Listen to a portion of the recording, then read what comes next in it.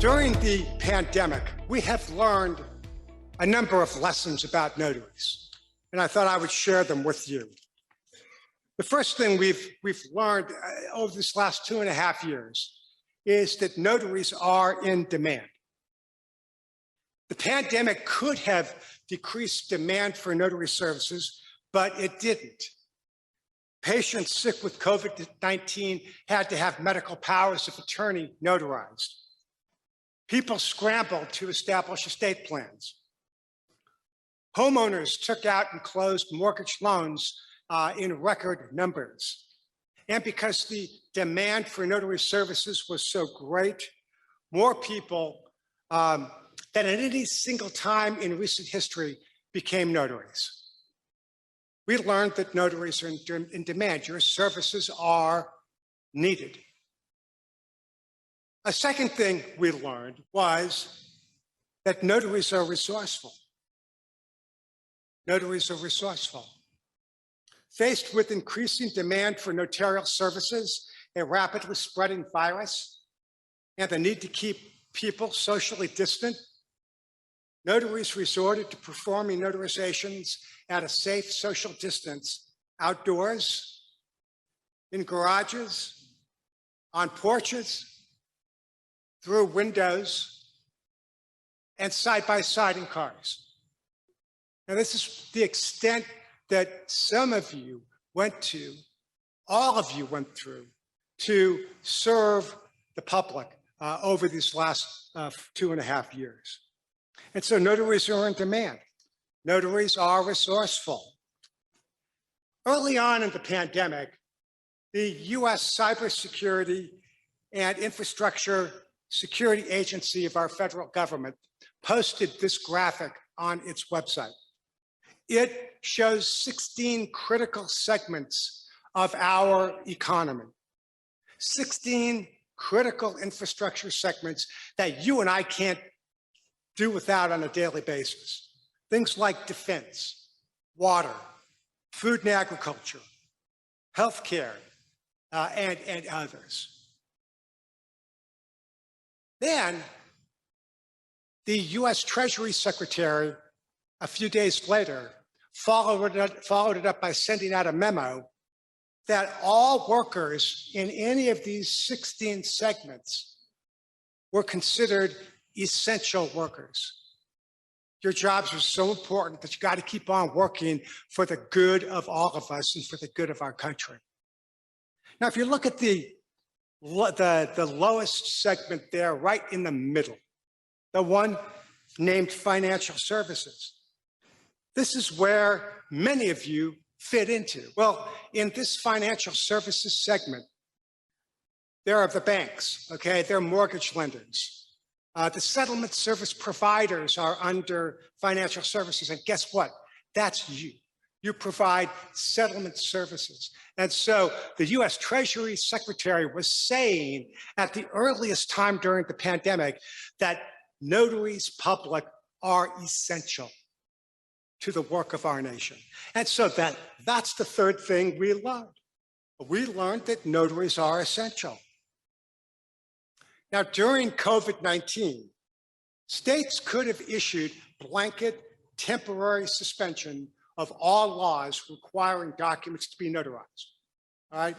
Now, some states did suspend some laws. For example, for the 2020 election, there were some states that didn't require absentee ballots to be notarized, okay? But they didn't suspend it for anything else because they knew it wasn't worth it. Think about this. Think about if governors temporarily suspended laws requiring mortgages and deeds to be acknowledged before a notary. What would have happened? There would have been more forgeries. Or if they suspended laws saying that estate and trust documents, powers of attorney didn't have to be notarized. Think what would have happened? There would have been more will contests between heirs and beneficiaries. You know, they didn't suspend these laws because they realized that the gain wasn't worth the pain. Now, but here's the main point. Because notaries' services are so essential, states figured out a way, a temporary way, for these services to be performed at a safe social distance. And so 39 states authorized on a temporary basis notaries to perform temporary remote notarizations. And that was the case here in Maryland early on during the pandemic. You had one of these authorizations before your permanent law went into effect. And in the District of Columbia, there was an authorization that never took effect, but the council had passed it. But you see, we learned that notaries are in demand, that they are resourceful, and that they are essential. Now, there's a fourth thing we've learned, and that gets kind of to the point of what I'm talking about today. We learned that notaries need standards of professional practice. We learned that during the pandemic, and here's why. More people became notaries than ever before. CNBC ran an article on the 10 most searched jobs in the US, according to Google, and Notary Public was number 3. Then there were those who were just starting out, but when they started to notarize, you learned that there was more to it than what you were taught. You needed more assistance before you could help others with your services. It points to the need for professional standards. And then notaries during the pandemic caught national attention.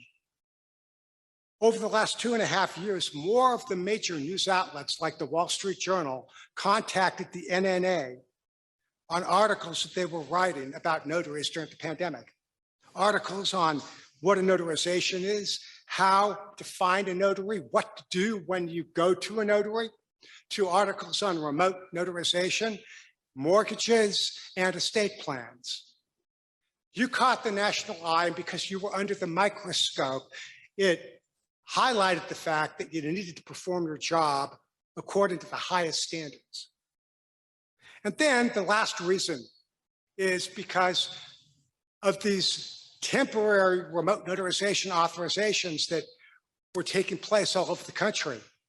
Notaries who, up to this point, only knew how to perform notarial acts with people in their physical presence had to use and learn to use technology to perform notarial acts. And that pointed to the need that you need standards. Now, the first point that's really important is this. Whether you perform an acknowledgement or a verification on oath or affirmation on a paper document or an electronic record, that acknowledgement, that verification is the same notarial act. The difference is the medium on which you perform it. So because of that, the standards are going to apply because the act doesn't fundamentally change when you use technology to perform a notarial act. The only difference is that the tools are different when you perform a paper-based notarial act and when you perform a technology-based one.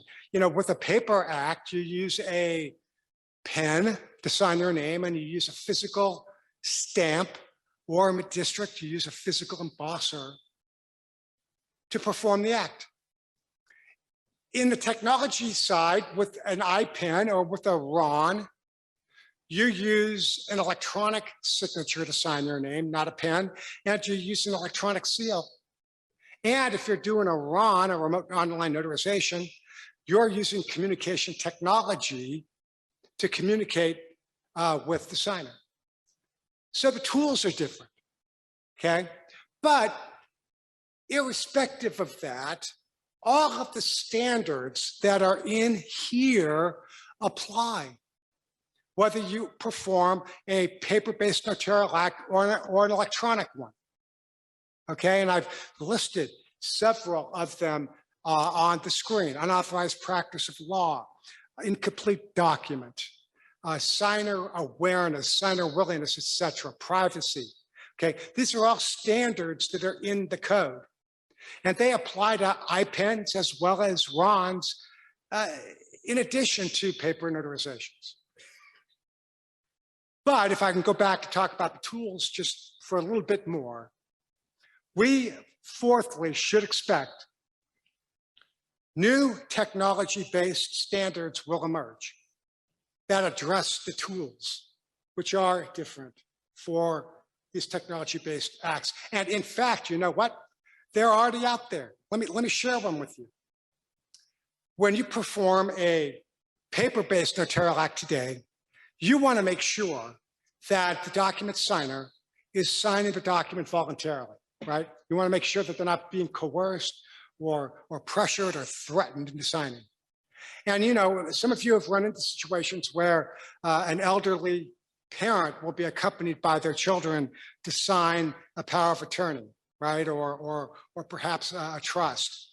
And the kids are like saying, hey, mom, sign this. Come on, mom, sign it, right? And they're kind of exerting some pressure on mom. Well, you want to make sure that doesn't happen and that the mom really wants to go through with this. Well, it's really easy when you're face to face with people in the same room to kind of watch the dynamics, right? To kind of see how this is playing out between everybody. How do you do that with a remote notarization?